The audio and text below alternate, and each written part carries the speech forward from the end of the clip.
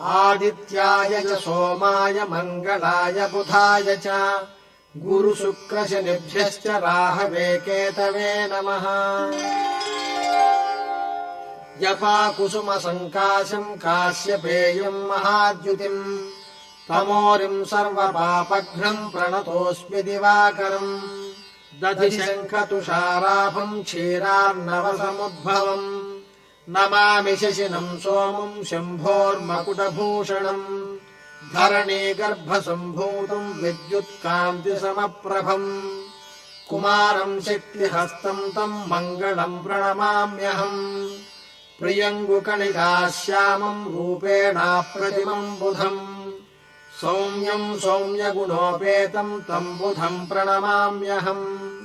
देवानाम् च ऋषीणाम् च गुरुम् काञ्चनसन्निभम् बुद्धिमन्तम् त्रिलोकेशम् तम् नमामि बृहस्पतिम्।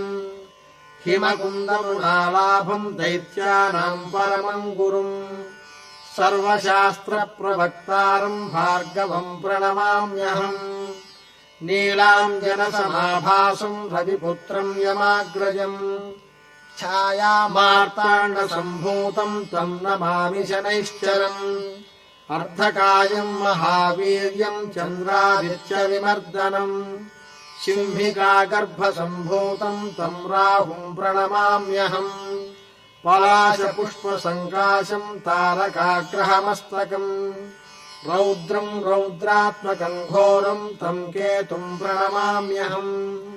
इति व्यासमुखोद्गीतम् यः पठेत् सुसमाहितः दिवा वा यदि वा रात्रौ विघ्नशान्तिर्भविष्यति। नरनारीनृपाणाम् च भवेद्दुःस्वप्ननाशनम् ऐश्वर्यमतुलम् तेषामारोग्यम् पुष्टिवर्धनम्। ग्रहनक्षत्रजाः पीडाः तस्कराग्निसमुद्भवाः तात्सर्वाः प्रशमम् यान्ति व्यासो ब्रूतेन संशयः।